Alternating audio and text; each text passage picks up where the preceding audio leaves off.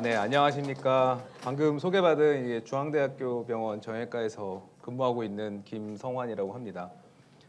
오늘 이제 강의를 이제 저기 의뢰를 받고 제가 어떤 주제를 하면은 좋을까 되게 고민을 좀 했는데 아무래도 이제 판사님들 나이대를 여쭤보니까 이제 50대 이제 전후 분들부터 이제 다들 이제 노화가 시작되시는 나이이실 것 같아서 이제 최근에 저희 정형외과나 재활의학과에서 모두 이제 우리가 이제 수명이 늘어나면서 앞으로 이제 남아 있는 인생을 어떻게 하면 건강하고 이제 그 라이프를 즐기면서 살 수 있을지에 대한 주제가 되게 많이 논의가 되고 있습니다.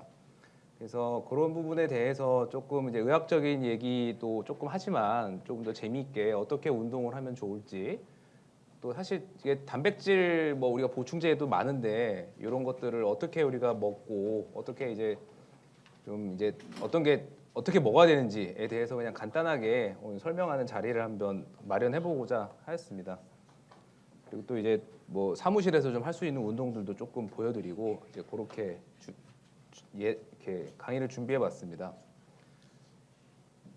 그래서 이제 우리나라도 이제 선진국이 돼가면서 이렇게 기대 수명이 많이 늘어나고 있습니다. 심지어 지금 일본보다도 2020년, 25년, 30년이 되면은 기대 수명이 더 많은 곳으로 되어 있습니다. 이제 드디어 이제 우리가 한일전에서 이길 만한 게 하나 생기면서 이제 거의 호주 수준으로 이제 그렇게 물 좋고 공기 좋은 호주만큼 이제 기대 수명이 늘어나고 있습니다. 이렇게 우리나라가 이제 선진화되면서 기대 수명이 늘어나고 있고 또 옛날에 조선 시대를 우리가 한번 보면 조선 시대에서는 일반인들이 보통 이제 24세, 35세 정도로 많이 죽었었고 왕들도 한 50세 전후로 다 죽었습니다. 이제 저도 뭐 이제 40대 초중반을 돼가는 입장에서 이제 인생의 마지막을 원래는 가는 이제 조선 시대라면 이제 그런 시대였는데 지금 이제 우리나라 기대 수명은 이제 82세까지 늘어나 있는 상태고 남자는 79세, 여자는 86세까지 지금 늘어나 있는 상태입니다. 우리가 뭐 흔히 아는 세종대왕님이 이제 50대 중반 정도에 돌아가셨죠. 이제 돌아가셨는데 되게 말년까지 운동 안 하시고 고기만 먹고 이제 야채 안 먹고 하셔가지고 되게 이제 당뇨가 걸리셔서 뭐 당뇨족도 생겼다고 그런 이야기도 있고 이제 시력이 많이 저하가 된 게 결국 당뇨의 합병증으로 이제 돌아가셨습니다. 결국은 우리가 이렇게 수명이 늘어서 많이 사는 게 중요한 게 아니라 남아 있는 인생을 얼마나 건강하고 인생을 또 은퇴 이후에도 은퇴하더라도 거의 20년 가까이 되거든요. 그런 기간 동안에 우리가 얼마나 즐겁게 살 수 있는지가 결국은 우리의 건강과 관련이 있는 것 같습니다. 그래서 이렇게 오래 살수록 우리가 뭐 이제 행복하게 살려면 여러 가지가 다 충족이 돼야 되겠죠. 뭐 경제적인 것도 충족이 돼야 될 것이고 그 중에 사실 돈이 아무리 많아도 제일 중요한 게 결국은 건강인 것 같습니다. 이제 이 경제력과 더불어서 우리 아무리 돈이 많아도 건강이 좋지 않으면 뭐 즐기고 싶은 거 즐기지도 못하고 이러기 때문에 우리가 어떻게 하면은 이제 좀 더 건강하게 살 수 있을까 이제 그런 것들을 해야 되고 뭐 당연히 만성 질환 이런 당뇨나 이런 병들도 많이 있지만 최근에는 이제 근육이 이제 저하가 되면서 이제 뭐 다른 질환이 없더라도 잘 다니지를 못하는 이러한 문제점들이 고령 사회에서는 나타나고 있습니다. 그래서 노쇠라고 우리가 얘기하는 거는 결국은 건강 상태를 취약하게 하는 이제 여러 가지 행리학 기능과 예비력의 감소라고 이제 노인병학회에서 이야기를 하고 있습니다. 그래서 노쇠가 될수록 이런 스트레스 저항성이 많이 떨어지게 되고 건강한 노인은 이제 우리가 뭐 어떠한 간단한 이제 감염이 된다거나 뭐 폐렴이 잠깐 오더라도 다시 원래 정상 상태로 금방 회복을 하는데 나이가 드신 이게 노쇠가 발생을 한 노인 같은 경우에는 이 그래프가 많이 떨어져서 다시 정상 상태로 올라오는데도 한참 시간이 걸리고 기존의 상태를 회복하는 게 거의 힘들어지게 됩니다. 그래서 뭐 10년 전에는 오히려 위암 수술 이런 큰 수술을 받고 나서도 3일 만에 퇴원을 했는데 뭐 나이 드신 분들이 이번에는 폐렴으로 잠깐 뭐 항생제 맞고 퇴원했는데 도저히 기력이 회복되지 않는다라고 이야기를 많이 하시는 경우도 많습니다. 이제 이런 경우가 결국은 우리가 이제 노쇠가 그 사이에 진행을 하면서 건강이 이제 많이 회복이 되지가 않으면서 회복되는데 더 오랜 시간이 걸리게 된다는 거죠. 그래서 이렇게 우리가 스트레스 저항성이라고 이야기를 하는데 그러한 스트레스 저항성이 우리가 저항성이 충분할 때는 이런 다리 위에서 우리가 걷는 거랑 비슷하다고 생각하시면 되고 이제 노쇠가 될수록 이러한 줄에서 우리가 걷고 있는 거랑 비슷하다고 생각하시면 될 것 같습니다. 그래서 이렇게 공간이 많아갖고 우리가 저항성이 많은 상태에서는 이게 아무리 바람이 이렇게 불어도 이 안에서 왔다 갔다 하기 때문에 우리가 회복을 할 수 있는 여지가 좀 더 금방 회복할 수 있지만 이 취약성이 올라가고 노쇠가 돼서 이게 취약성이 올라가게 되면은 조금만 뭐 어떤 스트레스가 불기만 해도 바로 넘어가 버리는 이제 그러한 문제가 생기게 됩니다. 그래서 뭐 당연히 우리가 내과적인 만성 질환의 관리도 이제 아까 말씀드렸듯이 당뇨 같은 그런 만성 질환의 관리도 반드시 필요하지만 건강한 좀 더 그것과 연관돼서도 근력 유지와 이제 어떠한 이제 근력을 유지를 하고 어떠한 영양 섭취를 해야 되는지에 대한 지식을 알고 우리가 노쇠를 접근을 해야지 우리가 좀 더 건강한 삶을 살 수 있을 것 같습니다. 그래서 노쇠가 되면은 뭐 우리 식욕 감소도 되고 우울감도 많이 생기고 간병인도 필요하게 되고 자꾸 침대에서 나오지 않게 되고 인지 기능도 저하가 되면서 요양시설로 입소를 하게 되죠. 이제 이러한 것들이 또 노쇠를 또 악화시키기도 합니다. 결국은 악순환의 고리로 우리가 빠져 있는 건데 우울감이 되니까 식욕이 떨어지고 식욕을 떨어지니까 뭘 먹지를 않고 근육은 또 빠지고 그게 이제 계속 반복이 되기 때문에 우리가 그러면은 이러한 사이클을 깨기 위해서는 적절한 운동과 그리고 이제 이러한 적절한 운동을 하게 되면 또 우울감도 많이 약화가 되고 좋아지고 또 그렇게 운동을 하기 때문에 식욕이 또 올라가고 또 어쨌든 근데 나이가 들게 되면은 이제 먹는 양이 줄기 때문에 그럼 어떠한 음식을 어떻게 먹어야 되는지 이제 그러한 사이클을 통해서 우리가 이런 악순환을 깨게 되면은 건강한 노인 생활을 우리가 즐길 수 있을 거라고 생각이 됩니다.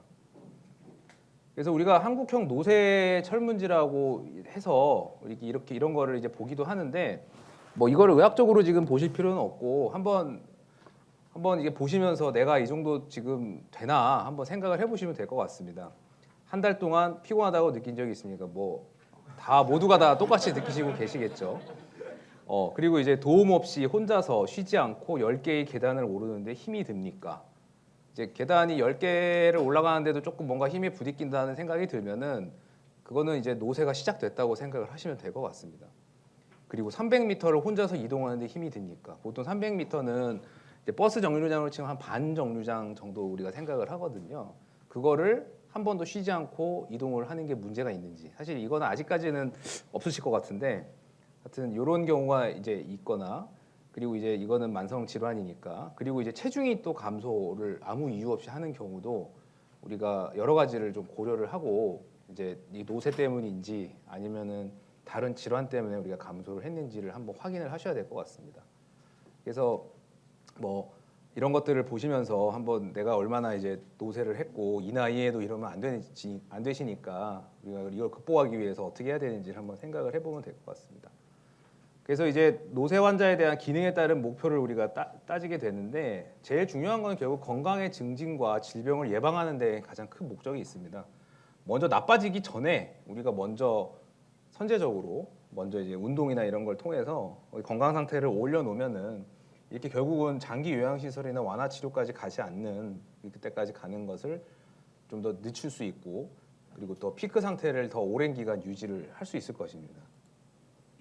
그래서 우리가 뭐 노쇠라는 게 뭐 다양한 방면으로 우리가 접근을 하는데 그 중에 이제 저희 정형외과 쪽에서 재활의학과나 정형외과에서 가장 관심을 갖고 있는 게 근감소증이라는 질환으로 이제 분류가 됐습니다.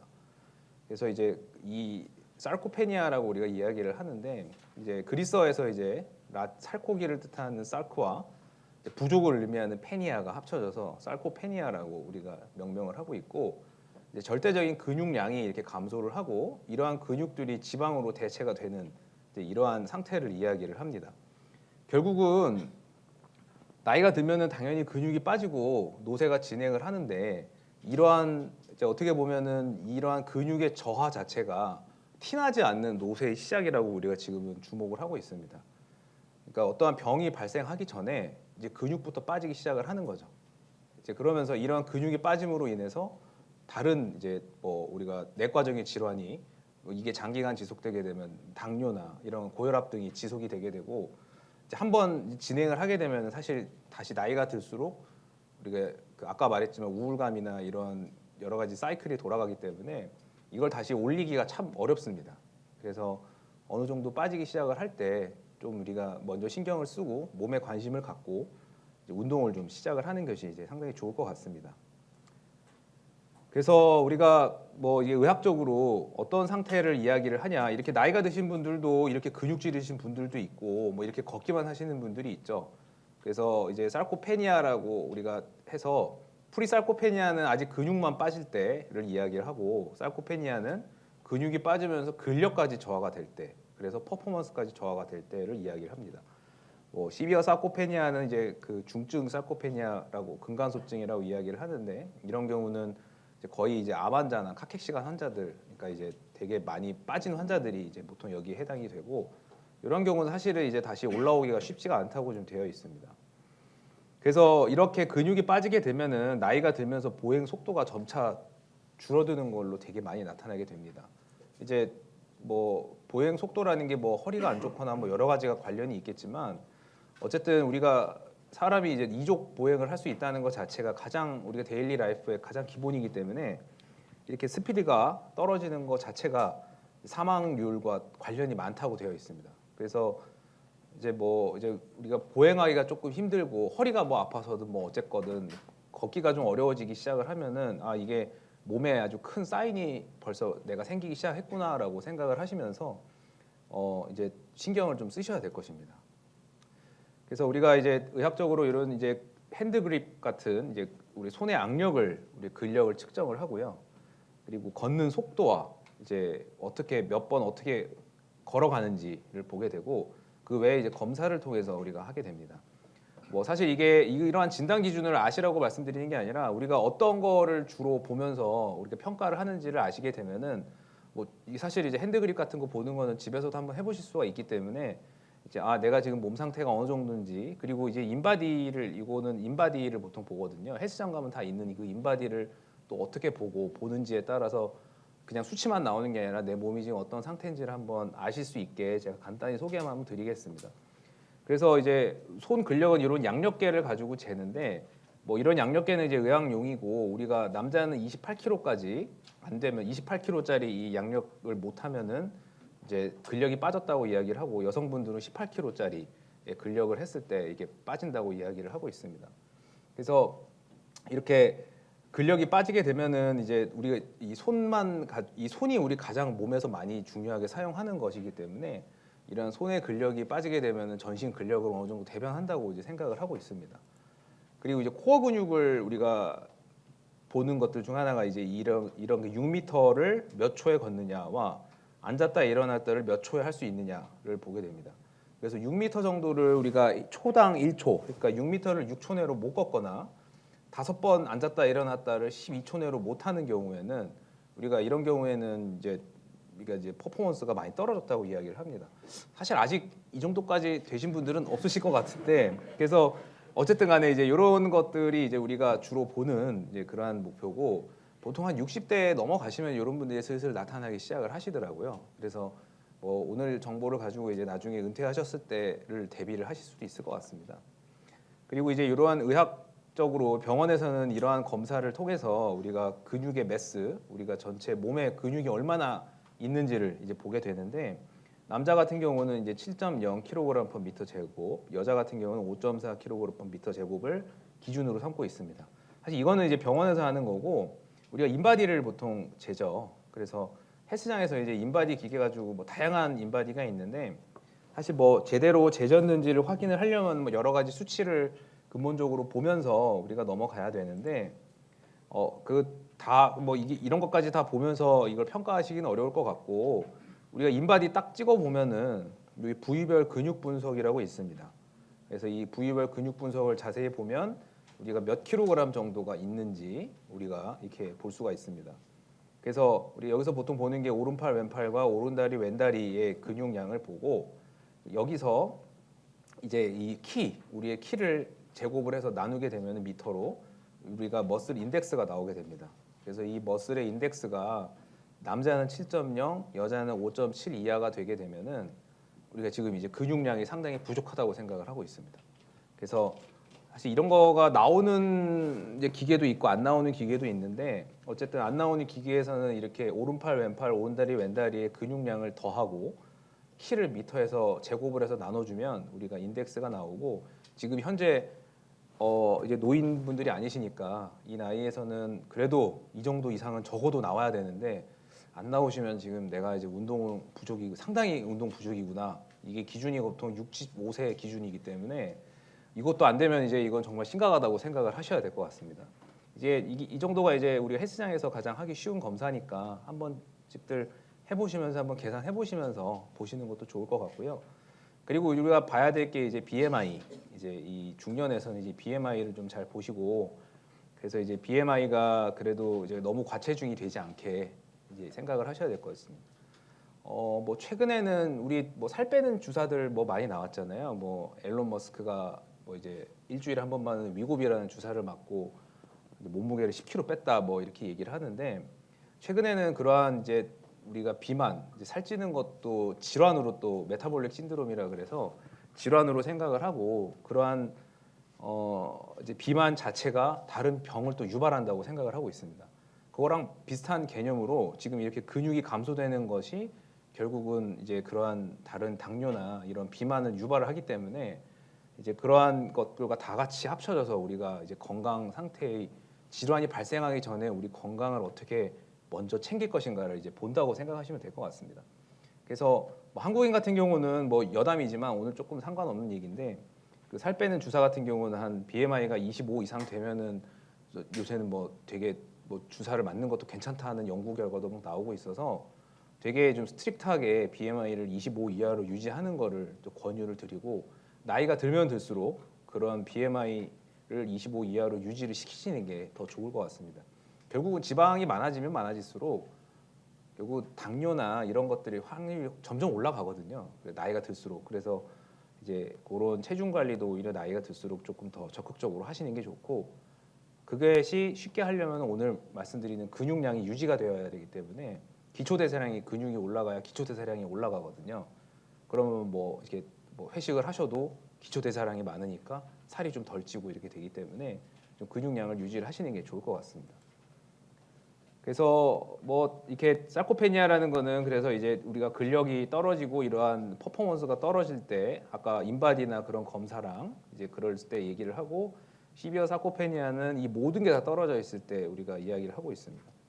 그래서 근감소증이 사실은 65세를 보통 기준으로 우리가 이야기를 하기 때문에 이러한 기준에 뭐라도 하나 들어가셨으면 이건 정말 건강의 경고등이 커졌다고 생각을 해야 될 것 같습니다.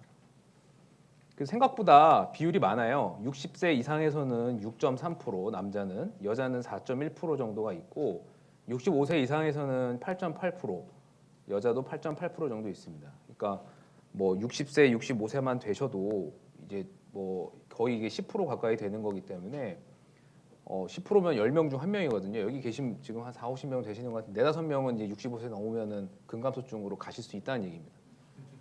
이게 근데 나이가 들수록 거기서 벗어나기 쉽지 않거든요. 그래서 사실은 우리가 이제 50대부터 어떻게 보면 50대 전후부터 준비를 좀 철저히 하라고 더 많이 이야기를 하고 있습니다. 그래서 중요한 거는 우리가 운동도 중요한데 사실 적절한 영양이 공급이 안 되면은 사실 운동을 해도 효과를 많이 보기가 좀 어렵습니다.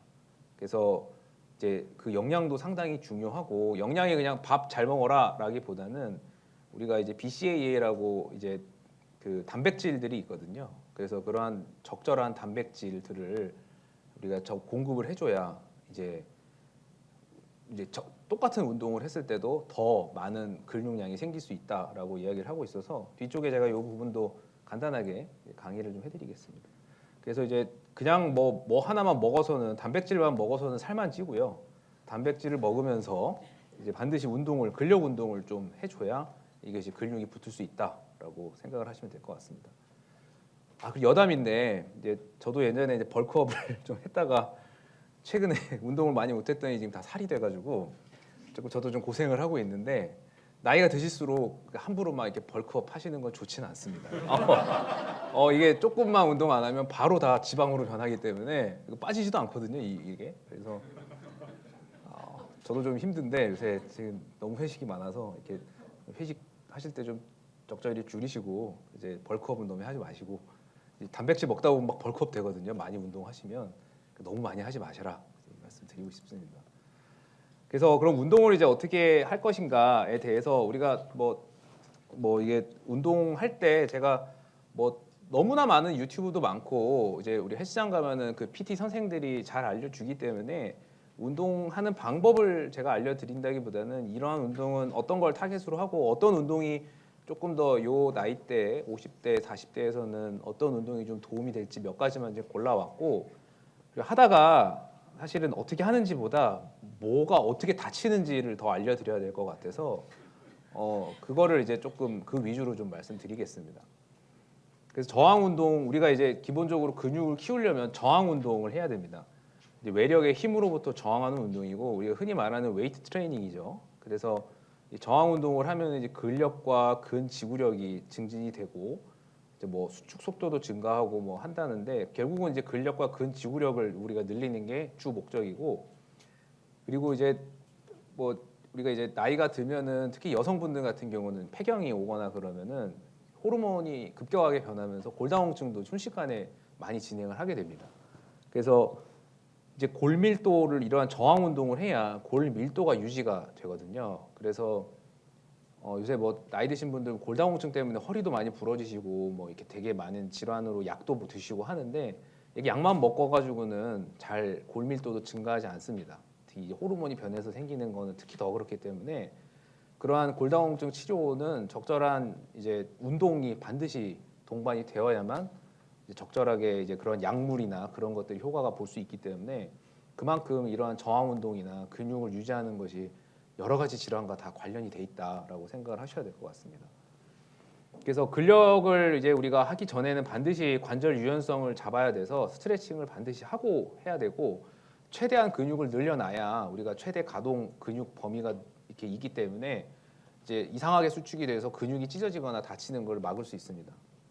그래서 또 부하는 점진적으로 증진시켜야 되고 뭐 이 얘기 듣고 가셔가지고 막 헬스장 가셔갖고 막 웨이트 치시면은 바로 며칠 있다가 저 병원에 오십니다. 이제 무릎 이게 앞쪽이 아파요. 뭐 그러고 왜 아파 시려요. 막 이러고 오시는데 이제 그렇게 되면은 이제 결국은 뭐 한 달 정도 운동했던 거 한 일주일 쉬면 다 까먹어 버리거든요. 그래서 그렇게 되지 않게 꾸준하게 이제 일주일에 4일에서 5일 이상 꾸준하게 하시는 게 제일 중요하고 절대로 욕심 내시면은 욕심 내다가 이제 다쳐서 운동을 못 하면은 안 하니만 못하다 이렇게 생각을 하셔야 될 것 같습니다. 그래서 이제 우리가 뭐 맨날 얘기하죠. 코어 근육을 맨날 이야기하는데 근육들이 가장 많이 있는 분포하고 있는 것들이 이제 우리 허리랑 엉덩이, 허벅지이기 때문에 우리가 보통 그래서 복부, 허리, 등 쪽 그리고 다리, 허벅지 근육까지를 유지를 해야 된다라고 이야기를 하시고 그런 것들이 코어 근육이라고 하고 있습니다. 그래서 스트레칭은 이제 정적인 스트레치와 동적인 스트레칭이 있는데 이제 동적 스트레칭은 사실 이제 운동 선수들 젊은 사람들이 좀 더 탄력이 있을 때 하는 거라서 지금 현 나이대에서는 정적인 스트레칭을 하시는 게 좋을 것 같습니다. 탄력을 주지 마시고 그냥 이제 지그시 10초 동안 이제 지그시 천천히 하시는 게 좋고 이게 동적 스트레칭 잘못하다가 특히 이제 우리 뭐 골프 나가시는 분도 있을지 모르겠지만 막 좀 열심히 치겠다고 허리 막 이렇게 뒤틀고 하시다가 하고 이제 뭐 그날 망치는 경우도 있잖아요. 그러니까 그게 이제 동적 스트레칭을 너무 탄성을 주기 때문에 그런 일이 생기니까 반드시 정적인 스트레칭으로 이제 하시는 게 좋다라고 알고 계시고 그래서 뭐 다음과 같이 이제 목은 위로 올리고 옆으로 이거 뭐 흔히 아는 자세죠. 이거에서 중요한 게 목 디스크가 있는 분들은 이 관절 운동 각도를 이렇게 너무 많이 하면 안 됩니다. 그래서 오늘 제가 사실 이거는 누구나 알 수 있는 건데 그 말씀을 꼭 드리려고 이제 사진을 붙여놨고 특히 이제 이 옆쪽으로 하는 게 우리가 디스크 유발하는 자세거든요. 그래서 이러한 옆쪽으로 하는 거는 만약에 목 디스크가 좀 있으신 분들은 이러한 자세는 조금 뭐 생략하시는 것도 좋다. 이제 차라리 옆으로 돌리는 게 좀 낫거든요. 그래서 이제 그런 게 좀 있어서 내가 오늘 말씀드렸고요. 그리고 어깨 같은 경우는 이런 식으로 탄력을 주지 말고 이런 식으로 스트레칭을 하시면 되고 뒤쪽에 사실 이 뒤쪽에 이제 제가 요새 제 와이프가 뭐 요새 어깨가 또 아프다 그래가지고 어깨 관련해서 오십견 관련해서도 좀 이야기를 조금 붙여놨어요. 그래서 그런 거를 할 때도 이런 스트레칭을 하면서 우리가 하게 되면 좋기 때문에 이제 이렇게 운동을 한다라고 생각하시면 될 것 같고, 몸통은 이제 뭐 이렇게 하는데 마찬가지로 여기서도 제가 말씀드리고 싶은 거는 이 자세는 허리 디스크가 있는 분들은 피하시는 게 좋다. 이제 이 말씀을 꼭 드리고 싶었습니다. 이렇게 과하게 꺾는 거는 이게 거의 90도가량 꺾였는데 이거는 젊은 사람들이 이렇게 하는 거고, 하여튼 허리가 좀 이제 안 좋으신 분들은 원래 이렇게 과하게 하시다가는 다친다라는 걸 꼭 알고 계셔야 될 것 같습니다. 하는 법은 다 나와 있잖아요. 이게 다치지 않는 게 어떤 건지 아셔야 되니까. 네, 그리고 다리 부위 스트레칭 하는 거는 특히 이제 요 자세를 할 때 우리가 햄스트링이나 엉덩이를 많이 당기는 자세인데, 이것도 마찬가지. 결국은 이러한 운동들이 햄스트링을 풀어주는 자세인데, 탄성을 주시면 햄스트링이 다칠 가능성이 있기 때문에 탄성을 절대 주지 말고 햄스트링 쪽은 그렇게 운동을 하시는 게 좋겠습니다. 그럼 우리가 근력을 기르고 근지구력을 기르는 운동은 어떤 게 있고 어떻게 하는지를 제가 뭐 또 간단하게 소개를 좀 드리겠습니다. 근력 같은 경우는 우리가 1RM이라고 부르는데, 한 번 할 때 할 수 있는 최대 중량이 어느 정도냐를 가지고 우리가 근력을 평가를 하고, 근지구력은 이러한 한 번 할 수 있는 중량에서 3분의 1의 무게로 몇 번을 할 수 있느냐를 근지구력을 평가를 합니다.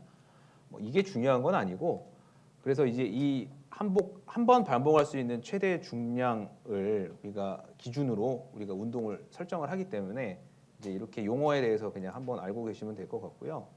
그래서 우리가 운동 지침은 결국은 점진적으로 부하를 늘리는 건 당연한 건데, 강도와 몇 세트를 하고 며칠 동안 몇 번을 할 거냐가 우리가 근력을 기르는데 이제 중요한 지침이 되겠죠. 그래서 제가 뒤쪽에 몇 번을 기준으로 하고 몇 세트를 일주일에 몇 번 하는지를 말씀드리겠습니다. 일단 기본적으로는 일주일에 4일 이상 해야 되고요. 4일 이상. 일주일에 4일 이상 해야 되고, 보통 3세트를 기준으로 세트를 삼고 있습니다. 그래서 운동을 할 때 8회에서 12회를 해서 들어올리지 못하는 중량으로 해야 근력과 근지구력이 모두 증진이 됩니다. 그러니까 12번 정도 해서 내가 더 이상 못하겠다 하는 그 무게까지를, 그게 내 몸에 지금 내가 할 수 있는 최대의 무게라고 생각하시면 되고, 이거를 3세트를 반복을 하시는 게 이제 운동량의 이제 가장 효과적인, 더 많이 하면 좀 다칠 수 있고요. 한 3세트 정도 하는 게 제일 좋고, 사실 이게 8회는 사실 조금 많이 무리가 가요. 8회 할 수 있는 무게는 무리가 많이 가고, 12회도 조금 무겁기 때문에 한 15회 정도를 기준으로 삼아도 될 것 같습니다. 15회 정도 할 수 있는 무게를 잡아서 하시고, 이게 결국은 우리가 아까 1RM이라고 그랬죠. 이게 내가 한 번 딱 할 수 있는 무게거든요. 뭐 스쿼트를 한다면 뭐 120kg다 한 번 내가 할 수 있는 게, 보통 그거의 80% 정도로 운동을 하라고 되어 있습니다. 근데 요걸 찾기가 어렵기 때문에 그냥 한 12회에서 15회 정도 반복할 수 있는 최대 무게를 가지고 운동을 한다라고 생각을 하시면 좋을 것 같습니다. 뭐 근력만 이제 벌크업을 하시려고 하시면 3번에서 8번 할 수 있는 무게를 가지고 하는데, 하지 마세요. 하지 마시고, 네. 그리고 근지구력은 이제 20번 정도로 우리가 기본으로 삼는데, 보통은 이제 근지구력을 목표로 삼을 때는 이제 수술을 한 사람들이 이제 요거를 기준으로 삼기 때문에, 아직 뭐 수술을 하실 예정이 없으시거나 뭐 수술을 안 하실 것 같으면 이제 근지구력보다는 이렇게 15번 12회에서 15회를 3세트를 4일 이상 하신다고 생각을 하면 될 것 같습니다. 그리고 적절한 속도는 이게 막 빨리 하시는 분들이 있는데 천천히 하셔야 됩니다. 그래서 천천히 해야 우리가 충분히 근육이 이완이 되고 수축이 되기 때문에, 똑같은 뭐 관절 운동을 해도 너무 빨리 해버리면 이게 모든 섬유들이 다 펴졌다 줄였다를 하지를 못하거든요. 그래서 그러다 보면은 수축하는 근육에만 과한 중량이 해서 이게 근육이 손상되기 때문에 조금 천천히 하고, 그리고 우리가 완전히 다 피거나 완전히 다 구부리는 거는 아닙니다. 모든 운동이 이제 어느 정도 구부려지거나 다 피지 않은 상태까지만 우리가 관절 운동 범위를 해야 되고, 의자 높이를 조절하는 게 되게 중요해요. 그래서 의자 높이를 되게 조절을 하셔가지고 그냥 뭐 이렇게 남들 하던 거 앉아갖고 막 하시면은 다쳐요. 그래서 의자 높이를 충분히 조절을 해서 완전히 펴지지 않는 그러한 포지션으로 우리가 찾아서 해야 된다. 그렇게 생각하시면 될 것 같습니다. 그리고 호흡도 되게 중요한데, 여기 고혈압 있으신 분 있으세요? 고혈압 없으시나요? 다 건강하신가? 이렇게. 그래서 이제 고혈압 같은 게 있을 때는 운동할 때 이 호흡이 되게 중요합니다. 특히 이게 우리가 힘을 줄 때 막 힘을 참는 경우가 많은데 사실 그렇게 하면 안 돼요. 그렇게 하면은 내부 압력이 급격하게 올라가서 근육도 수축해서 근육이 수축한다는 거는 피가 우리 심장이나 이런 대혈관으로 쏠리는다는 얘기거든요. 그렇게 쏠리는 상황에서 숨을 내쉬지를 않으면 공간이 확 줄어서 어디로 가냐면 다 뇌나 이제 이런 쪽으로 가서 뇌 출혈이 일어나거나 이럴 수가 있습니다. 특히 고혈압이 있고 이제 혈관 상태가 원래 좋지 않으신 분들은 이러다가 이제 뇌 출혈이 나는 경우가 있거든요. 물론 뭐 나이가 드신 분들이 보통 그렇긴 하지만 어쨌든 고혈압이 좀 있으시거나 이러신 분들은 반드시 호흡을 내쉴 때 중량을 들어올릴 때 내셔야 됩니다. 호흡을. 그렇게 해서 이 결국은 이 복부와 가슴의 압력을 빼주는 형태가 돼야 쏠린 피가 이제 갈 데가 없어지지 않고 뇌로 쏠리지 않고 이런 데서 머물 수 있기 때문에 그런 위험한 일을 막을 수 있습니다. 그래서 이것도 좀 조심을 해야 될 것 같고, 그러니까 이제 뭐 현기증이나 실신으로만 가면 괜찮은데 이제 뇌 출혈이 발생하는 게 또 문제가 될 수 있으니까 이것도 조심을 해서 운동을 하셔야 될 겁니다.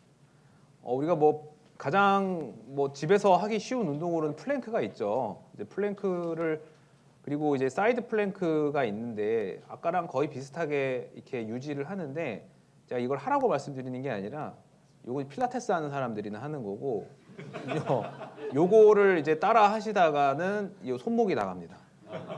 이거 잘못하면 손목이 나가기 때문에 이거는 원래 이제 뭐 필라테스나 요가를 많이 하셨던 분 아닌 이상은 지금 이 얘기 듣고 가서 뭐 하시면 이제 한 1, 2주일 있다가 손목이 아파요 이러고 좀 나타나니까 요거는 이제 좀 숙련이 돼서 몸이 좀 어느 정도 올라왔을 때 하는 운동이다. 제가 이거를 말씀드리고 싶었고요. 브릿지는 사실 괜찮은 운동입니다. 이게 크게 부상의 위험도 적고 그래서 허리 운동을 우리가 허리가 조금 안 좋으신 분들은 이러한 운동을 브릿지 운동을 하는 것도 좋거든요. 사실 아까 플랭크보다 좀 이게 하기가 편해요. 그래서 허리가 안 좋으신 분들이 있으시면 이런 브릿지 운동 뭐 어떻게 하는지는 유튜브에 다 나와 있으니까 허리가 안 좋으신 분들은 이런 브릿지 운동을 조금 꾸준하게 해주신다면 좀 허리 건강에 많은 도움을 받을 수 있다 이렇게 알고 계시면 될 것 같습니다. 마찬가지로 크런치도 허리와 복부를 같이 하는 운동이거든요. 그래서 이것도 허리가 안 좋으신 분들은 하면 좋은데 유의할 점은 특히 허리가 안 좋으실수록 이 어깨나 팔꿈치가 이 위쪽까지 올라오지 않게 하는 게 좋습니다. 그냥 복부랑 힘에 조금 간다는 정도로 하시는 게 좋고 너무 막 올라와서 하게 되면 윗몸 일으키기가 허리에는 좋은 운동이 아니거든요. 그래서 그 허리가 안 좋으신 분들은 조금 손상을 잘못 다치다가 손상을 받을 수 있으니까 이제 떨어지지 않게 하시는 게 좋다 이렇게 아시면 될 것 같습니다. 여기서 또 이제 크런치가 또 사이드 크런치라 그래서 이거를 트위스팅하면서 올리는 자세도 있죠. 그거 할 때도 마찬가지로 뭐 하셔도 좋은데 그런 거는 할 때도 마찬가지로 너무 올라오지 않게 팔꿈치를 여기 무릎에다 붙이겠다 이런 건 안 하시는 게 좋고 충분히 그렇게 안 해도 운동이 되니까 이제 그렇게 운동하시면 좋을 것 같습니다. 스쿼트는 뭐 이렇게 하는 사람은 우리는 없을 거고 제일 중요한 거는 이 포지션에서 사실 우리 하프 스쿼트를 하시는 게 좋습니다. 이게 나이가 드실수록 무릎이 모든 운동의 하체 운동의 기본은 무릎이 90도 이상 안 구부러지게 포지션을 잡는 게 좋거든요. 그래서 지금 이런 사람들처럼 무릎이 90도 이상 구부러지게 되면 우리가 무릎 안에 반월 연골판이라고 우리 도가니탕 있잖아요. 그 도가니가 다 찢어지게 되거든요. 그래서 너무 많이 구부리지 않는 게 좋다. 이렇게 생각하시고 사무실에서도 할 수 있고 집에서도 할 수 있는 가장 편하고 쉬운 운동이 이 월 스쿼트라고 있습니다. 이 포지셔닝이 딱 잡히기 때문에 이제 아까 전에 우리가 그렇게 어렵게 신경 써야 될 그런 건 없고 딱 발의 위치만 신경 쓰시면 되거든요. 그래서 말씀드린 대로 발이 이제 90도 이상 안 구부러지게 무릎이 바깥쪽으로 발목을 돌려서 이렇게 벽에 기댄 채로 천천히 내려가서 한 10초 정도 버텼다가 일어나시면 됩니다. 그렇게 하루에 뭐 한 15개, 20개 정도씩만 하셔도 충분히 운동이 되고 10분도 안 걸리거든요. 10분도 안 걸리기 때문에 뭐 시간이 없어서 운동 못 한다는 건 말이 안 됩니다. 그러니까 이 정도는 반드시 집에서 시간이 너무 없으시면 집에서 샤워하시기 전에 이것만 하고 하셔도 충분할 거라고 생각이 됩니다.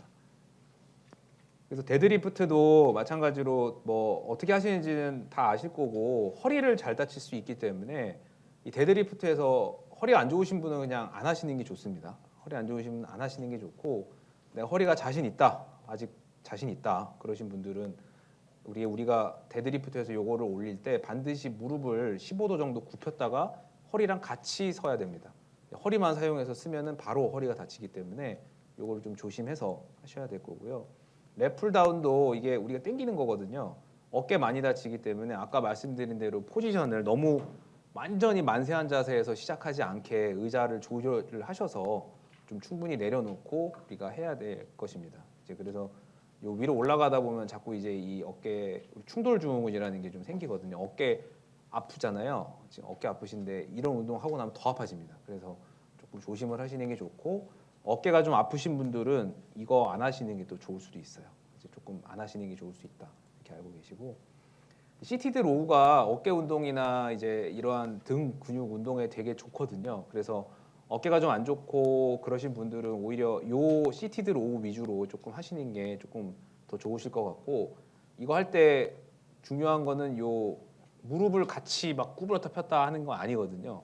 그러면은 무릎 운동하는 거지 이 어깨 운동 되질 않아요. 그래서 다리 포지션을 정확하게 놓고 움직이지 않은 상태로 이제 어깨를 위주로 움직이셔야 된다. 이제 이렇게 알고 계시면 될 것 같습니다. 제일 쉬운 게 집에서 하기 푸시업이죠. 사실 푸시업이 아주 좋은 운동이거든요. 집에서. 그래서 집에서 하시기에 가장 좋은 운동 중 하나라서 그 숄더 프레스도 뭐 중요한 거는 이렇게까지 만세를 안 해야 된다. 이렇게 알고 계시고 뭐 이렇게 만세되기 전에 조금 우리가 거기까지만 운동을 해야 된다라고 생각을 하셔야 될 것 같고요. 레그 프레스가 아주 좋은 운동이라서 제가 이거는 사실 다치는 거보다는 조금 이제 꼭 해야 되는 운동이라서 제가 말씀을 드렸고 마찬가지로 이 운동을 할 때 뭐 이 운동 자세는 우리가 아까 스쿼트 하는 거랑 동일한 자세거든요. 발목을 반드시 바깥쪽으로 돌려서 운동을 해야 되고 이 운동을 하다가 십자인대가 파열돼서 오는 환자도 있거든요. 젊은 친구들이 포지션 잘못해가지고 그래서 반드시 발을 위치를 좀 잘 위치를 놓고 하셔야 된다 이렇게 알고 계셔야 될 것 같고 레그 익스텐션도 뭐 많이 다치진 않은 운동인데 나이가 들수록 마찬가지로 이것도 포지션을 조절을 하셔서 무릎이 90도 이상 안 구부러지게 포지션을 잡고 운동을 하셔야 다치지 않는다라고 이 근육이 다치는 게 아니라 이건 연골이 다칠 수 있기 때문에 좀 그러한 자세를 좀 유지해 주시는 게 좋다 말씀드릴 거고요. 레그 컬은 절대로 무리하시면 안 되고 햄스트링이 올라오거든요. 그래서 요거는 보통 나이 드신 분들은 제가 한 20개 정도 자꾸 나이 들었다 그래 죄송한데 50대 전후에서는 한 20개 정도 할 수 있는 무게를 찾아서 하시는 게 좋은 것 같습니다. 그리고 런지가 또 집에서 하기 딱 좋은 운동이죠. 그리고 사실 제일 집에서 했을 때 짧은 시간에 가장 많은 운동 효과를 내려면 버피가 가장 좋습니다. 그래서 이 스쿼트를 내려왔다가 이 플랭크 자세로 갔다가 스쿼트 자세로 갔다가 올라오고 여기서 이제 미국 PT 하듯이 하려면 이렇게 점프까지 위에 점프까지 하게 되면은 한 20개만 해도 정말 힘들거든요. 그래서 전신 운동으로 집에다가 매트 하나 깔고 요거를 한 20개, 25개씩만 매일매일 하셔도 지방이 많이 타거든요. 그래서 이런 운동도 좋다.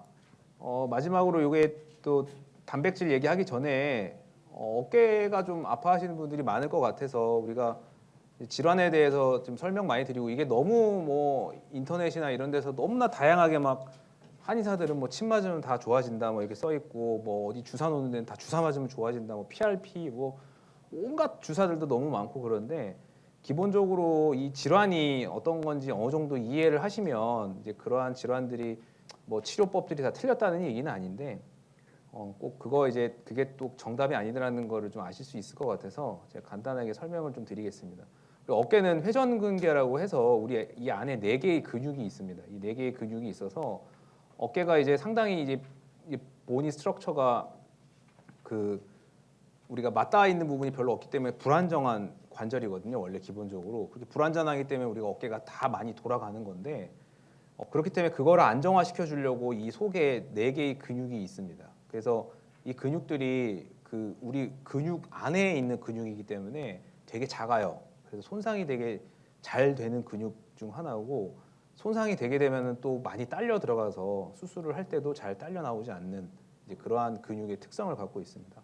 근데 이 네 개 중에 하나가 손상이 되기만 하면 밸런스가 깨지면 어깨가 위로 올라가 버리고 어깨가 올라가면 이 뼈와 충돌이 일어나게 되면서 통증이 더 많이 유발을 하게 되는 이제 근본적으로는 이 회전 근개의 기능 저하가 우리 모든 이제 오십견이라고 이야기하는 여러 가지 질환의 근본이다라고 생각을 하시면 될 것 같습니다.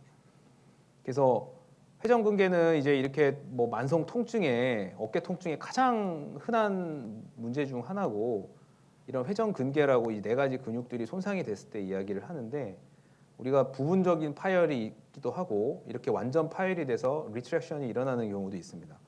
그래서 사실 지금 50대 그냥 우리 지금 여기 있는 40, 50대 분들의 MRI 그냥 다 찍으면 이 파셜 시크니스 테어는 거의 30-40%가 다 갖고 있습니다.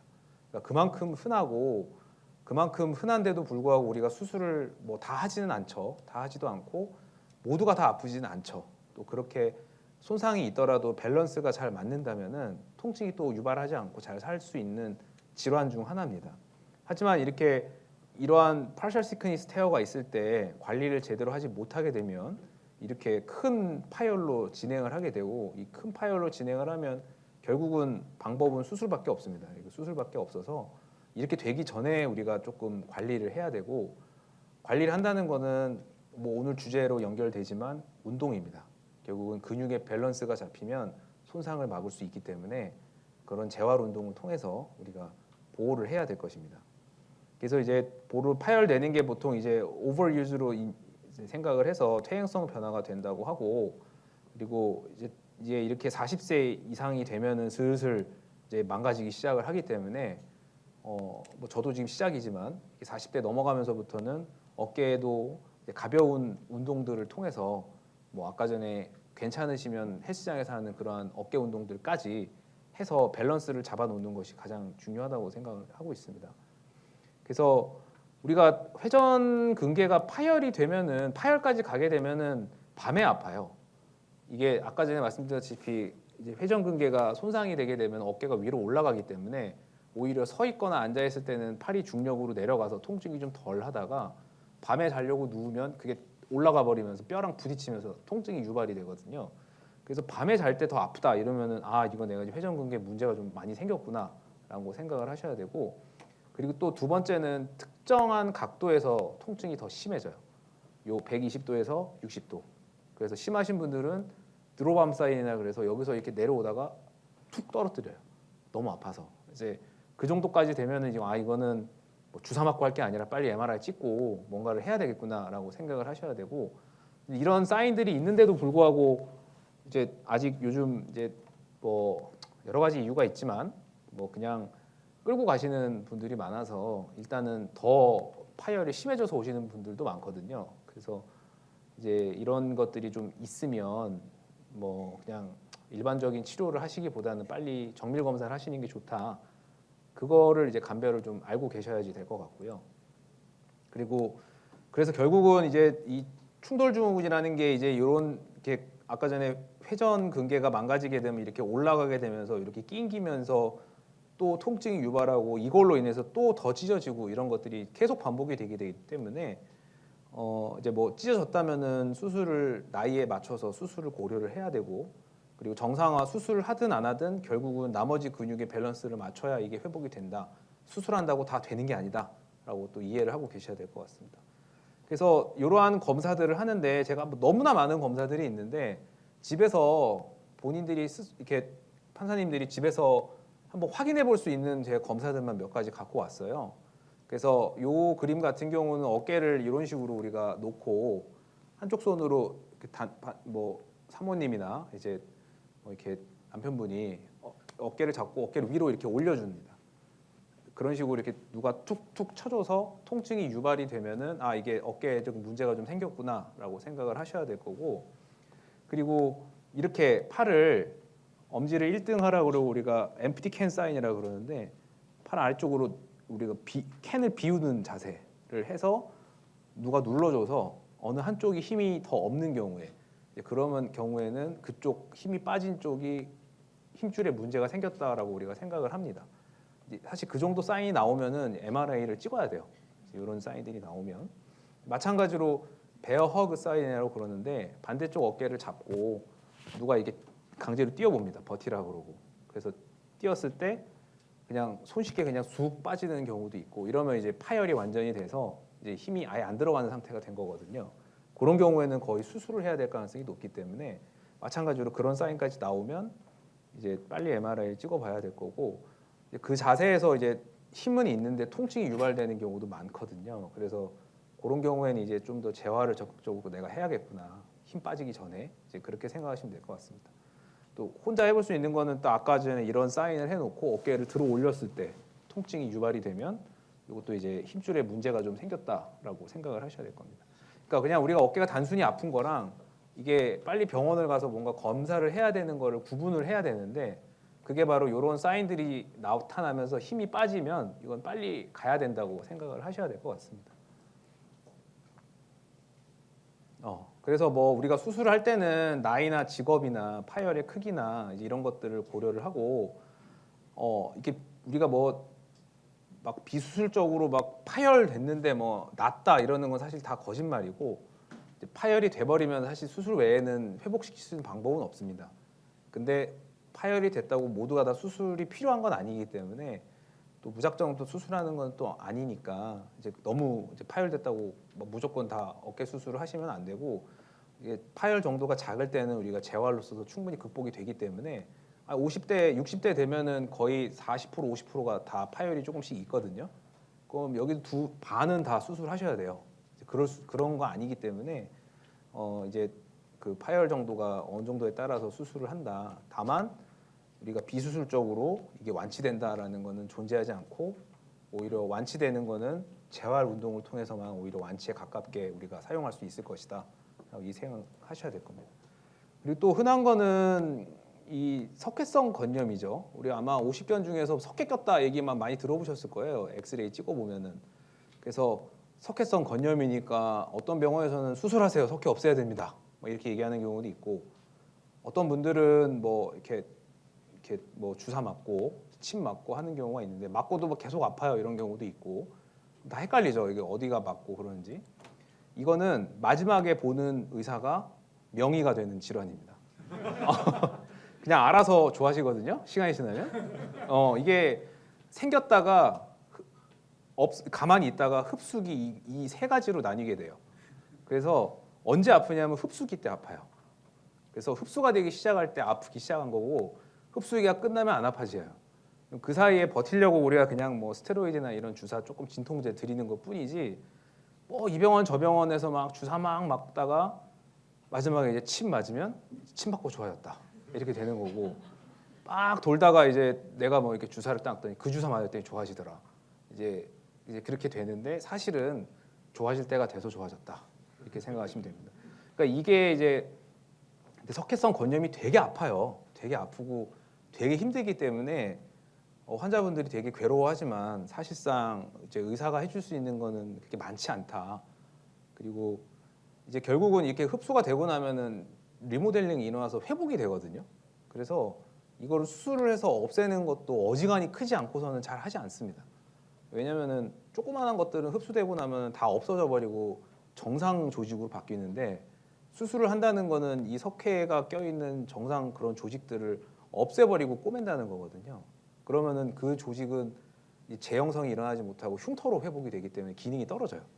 그래서 어지간해서는 수술을 안 하는 게 좋고, 근데 이제 사이즈에 따라서 우리가 수술을 하기도 하는데 너무 아프면, 근데 하여튼 신중하게 좀 수술도 생각하셔야 되고, 뭐 주사 치료나 침 치료나 이런 거 다 하셔도 좋은데, 이제 어느 마지막 그 사람의 명의는 아니다. 이제 이렇게 알고 계시면 정말 너무 그런 얘기 많이 들어서 이제 그렇게 아시면 될 것 같고요. 하여튼 되게 아파요. 아파서 사실 그런 거니까 이해는 하는데, 하여튼 이게 결국 흡수되면 좋아진다 이렇게 생각하시면 될 것 같습니다. 그래서 우리가 어깨 운동 치료를 할 때 제일 유의해야 될 게 반드시 스트레칭을 먼저 하고 해야 됩니다. 회전근개는 아까 말씀드렸다시피 되게 작은 근육이기 때문에 스트레칭을 조금 해서 우리가 운동을 하셔야 되고, 뭐 이렇게까지 본격적인 이건 사실 수술한 사람들이 하는 재활인데 이렇게까지는 안 하시고 아까 보여드렸던 그런 이제 재활 기초적인 재활 정도만 하셔도 되고요. 그 정도 재활을 한 다음에 우리가 고무줄 가지고 운동을 하는 게 좋습니다. 그래서 이렇게 되게 집에서 운동하기 편한데 요 어깨 운동 아까 이제 근력 운동하고는 별개로 어깨가 아프신 분들은 이런 고무줄을 하나 약국 같은 데서 사셔서 이 문고리 같은 데다가 걸어서 하면 되거든요. 그래서 문고리에 걸어서 다양한 방법으로 이 바깥쪽으로 돌리는 방향으로 운동을 하시고 반대 방향으로 쓰면은 안쪽으로 당길 수 있죠. 그래서 이렇게는 안 하는 게 좋고 한 손으로 그냥 하시는 게 좋고 이렇게 운동을 양쪽으로 운동을 하시고 그리고 앉아서 이렇게 발로 밟고 혹은 뭐 여기 의자 다리에다가 끼워 넣고 여기서 위로 올리는 이렇게 어깨를 위로 올리는 이렇게 왔다 갔다 하는 운동을 하고 아까 말씀드렸듯이 120도까지만 올리는 거고 그 이상 올라가면은 어깨에 문제가 좀 생길 수 있기 때문에 어깨가 아프신 분들일수록 뭐 110도, 120도 이하의 범위까지만 올려서 운동을 하신다 이렇게 생각을 하셔야 될 겁니다. 그래서 어깨가 좀 평소에 좀 아프신 분들이 많으실 것 같은데 이런 운동들을 매일매일 조금씩 하시면 아마 어깨 통증 예방에 많이 도움이 될 거거든요. 특히 이 오늘 한 운동 설명 중에서 어깨 통증에는 가장 효과적인 운동이 이 세 가지니까 어깨가 좀 불편하시면은 이 운동들을 꼭 꾸준히 해보시는 걸 추천을 드립니다. 자 이제 그래서 이제 마지막으로 뭘 먹어야 되냐? 우리가 어떤 걸 먹어야 되냐? 우리가 단백질 보충제가 되게 많죠. 그 보충제들이 또 어떻게 돼 있냐에 대해서 간단하게 좀 설명을 드리겠습니다. 그래서 근육량을 늘려서 결국 기초대사량을 높여야 우리가 요요 현상이 막아지고 뭐 아까 전에 비만도 이렇게 회식이 많아도 기초대사량이 많으니까 살도 잘 안 찌고 이렇게 되는 거거든요. 그래서 우리가 근육량이 많은 곳이 허벅지라 엉덩이와 허리입니다. 그래서 그쪽에 있는 근육을 최대한 늘려야 되고 어느 정도를 먹어야 되냐면 체중 1kg당 1g 정도 섭취를 한다고 생각하시면 돼요. 그래서 70kg 정도면 70g 정도를 하루에 섭취를 해줘야 된다. 단백질은 이렇게 하시면 되고 그래서 가장 좋은 거는 이제 먹어서 하는 건데 이제 100g당 닭고기나 쇠고기가 20g 정도 있고요. 보통 우리가 1인분 소고기 먹으면 뭐 한 30g에서 40g 정도 먹게 되겠죠. 이제 그렇고 보시면 멸치가 단백질 양이 상당히 높습니다. 그래서 이러한 이제 멸치나 소고기, 닭고기 등을 드시는 게 좋고 이제 사실 이게 나이가 들면 들수록 섭취량이 좀 사실 소화가 잘 안 되고 그러면 섭취량이 줄기 때문에 단백질 보충제를 그런 의미에서 조금 사용하는 것도 내가 뭐 몸을 꼭 만든다는 개념보다는 내가 요새 식사량이 좀 줄고 좀 부대끼시고 고기를 먹기 싫으시면 좀 이런 걸로 보충을 해주는 것도 나쁘지는 않은 선택인 것 같습니다. 근데 너무 많이 먹으면 살만 찌니까 조금 이제 조절해서 이러한 하루에 한 6, 70g 정도니까 한 절반 정도는 이걸로 보충을 하겠다 이런 생각을 하시는 것도 좀 크게 나쁜 생각 같지는 않습니다. 이제 그렇고 그래서 뭐 단백질의 품질에 우리가 나누는데 우리가 유청 단백질과 대두 단백질을 주로 먹게 됩니다. 이제 상품화돼 있는 거는 그렇게 돼 있고 대두 단백질은 우리 비건들을 위해서 나온 단백질이고요. 유청 단백질은 우유에서 나온 단백질이고 이제 그렇게 두 가지가 이제 크게 돼 있고 보통은 이제 유청이죠. 유청 단백질로 돼 있고 뭐 대두 단백질 같은 경우는 뭐 콩이라는 것 자체가 또 호르몬의 변화를 좀 유발할 수 있다고 조금 뭐 보고들도 있어서 남성분들은 그냥 유청 드시는 게 나을 것 같습니다. 제 생각에는.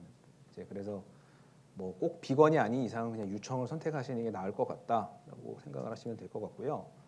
그래서 유청이라는 게 뭐냐? 우리 치즈를 만들고 나면은 위에 뜨는 그 하얀 물 있잖아요. 그게 이제 유청이고, 그래서 유청의 대부분은 또 이제 수분인데 여기서 이제 유청 단백질이 0.6% 정도 있습니다. 그래서 이거를 뽑아내서 우리가 이제 단백질 파우더로 파우더로 만들어서 우리가 섭취를 하게 되는데 이 BCAA라고 해서 이제 그 바이커포넷 체인 이제 아미노 아시드라는 건데 루신과 아이솔루신, 발린 이렇게 돼 있거든요. 그래서 요 루신이 이제 우리 근육을 만드는데 가장 필수적이고 효과적으로 만들어 줄 수 있는 단백질 보충제 중 하나라서 이 유청 단백질이 이제 많이 사용을 하고 있습니다.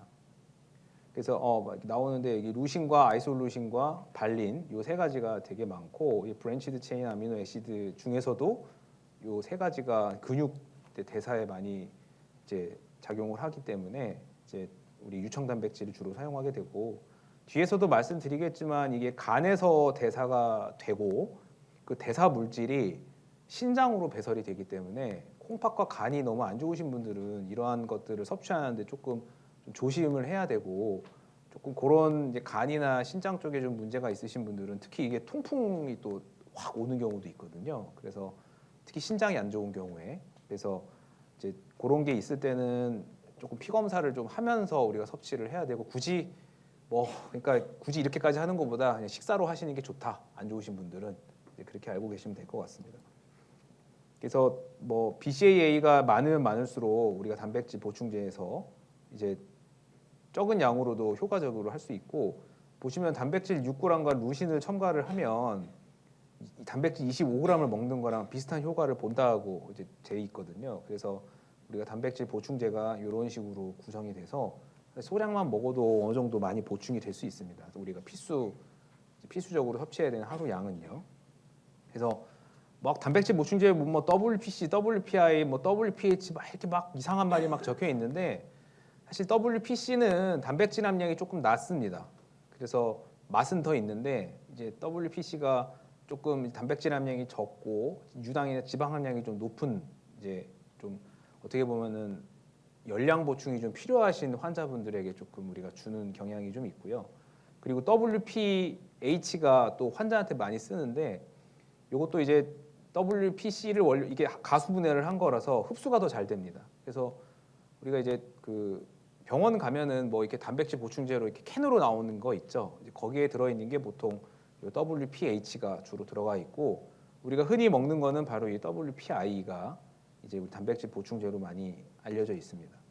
그래서 이제 운동 전후 유청 단백질을 20에서 25g 정도 우리가 한 스푼이 보통 20g으로 되어 있거든요. 그래서 20g에서 25g 정도를 먹고 운동을 했을 때는 단백질 합성에 자극이 되고 그리고 또 피로감도 근육 피로감도 많이 이제 줄기 때문에 이제 이런 것들을 이제 이 정도 좀 먹으면서 운동을 본격적으로 하실 거면 이제 그렇게 하시는 게 좋고 너무 많이 먹으면서 너무 많이 운동을 해버리는 벌크업이 되니까 그건 좀 조심을 하시는 게 좋을 것 같습니다.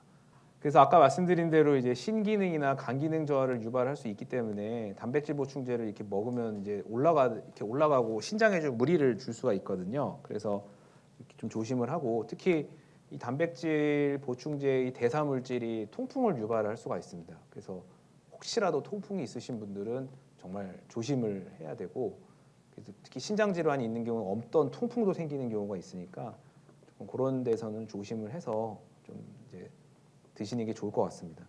그러니까 나이가 너무 이렇게 중년이 되시면 단백질 보충제도 좀 적당히 드셔야지 너무 많이 먹고 그러면은 다 무리가 됩니다. 그래서 식사로 충분히 할 수 있으면 제일 좋고 말씀드렸다시피 추가 섭취하면 칼로리만 높여서 지방만 생깁니다.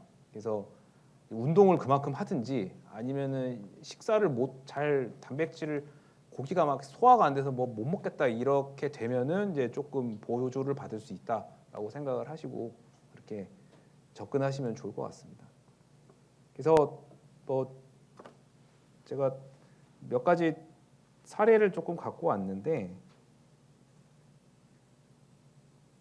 아직 시간이 좀 있네요. 그래서 뭐 70대 환자분인데 이렇게 관절염이 오셨죠. 이게 보시면 근육도 많이 빠져 있고 통증이 있으니까 운동을 못 하고 근육도 많이 저하가 되셔서 오셔서 제가 이렇게 인공관절을 양쪽을 했습니다.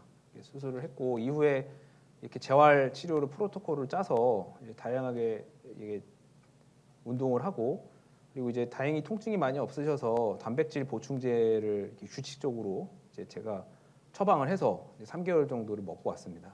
그랬더니 보통은 이제 이렇게 근육량이 증가되는 경우가 많지가 않은데 이 환자 같은 경우는 단백질 보충제 드시면서 저희 프로토콜을 잘 따라와서 나이가 70대에서는 이렇게 올라가기가 쉽지가 않은데 올라가서 이렇게 상당히 많이 검사가 제대로 된 건지는 모르겠는데 하여튼 올라가서 왔습니다. 그래서 좀 의심스럽긴 한데 어쨌든 이게 좀 좋아져서 와서 되게 놀랐던 환자라서 이런 분들도 이렇게 수술하시고 나서 좋아질 수도 있구나라고 제가 하여튼 생각을 했던 케이스라서 한번 준비를 했고, 그만큼 적절한 운동과 영양 공급이, 특히 이게 노년일수록 안 드시거든요. 고기를 안 먹기 때문에 이런 단백질 섭취가 그만큼 중요하구나라고 제가 더 느꼈던 케이스였습니다.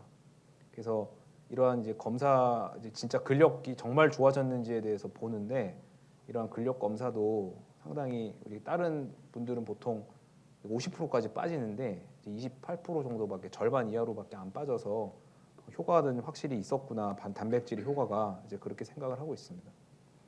그리고 이제 이 환자는 또 이제 뭐 똑같이 제가 이렇게 관절염이 심해서 인공관절을 했던 환자고, 이 환자는 이제 재활 운동은 제대로 안 하고 당뇨가 있어서 제가 단백질을 처방을 안 했던 환자인데, 이제 그랬더니 3개월 뒤에 왔는데 뭐 잘 걸어다닌다는 건 하시는데 근육량이 좀 또 빠져서 오셨더라고요. 그래서 뭐 이렇게 빠지는 건 사실 제가 이해가 또 돼서 이제 이 정도로 좀 많이, 거의 1kg per 제곱미터 정도 빠졌기 때문에 거진 한 15% 정도는 빠진 거죠.